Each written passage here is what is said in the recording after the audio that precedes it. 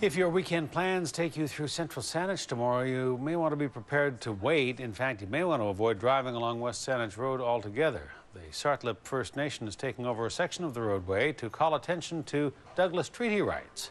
A News reporter Andrew Johnson has more.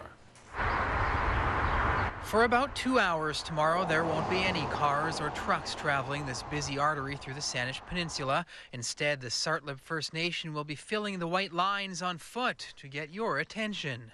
I'm hoping that it's going to open some eyes and some ears because, you know, we've been talking about this for so long. People just ignore it. The First Nation wants the government to recognize the rights in and around the peninsula Morris says were guaranteed when the Douglas Treaty was signed more than 150 years ago. When that treaty was made in 1852, it was supposed to protect our hunting and fishing rights as well as the lands and the waters that surround us. And so far, we haven't seen any of that. Beginning about noon, West Saanich Road will be closed from Stelly's Crossroad to Mount Newton Crossroad for the Tsartlip people to hold an hour-long ceremony, then march their way south.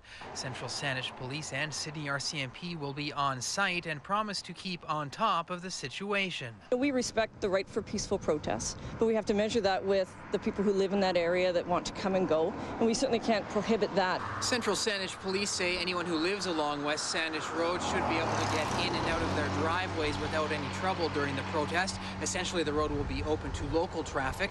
However, Chief Morris isn't so sure.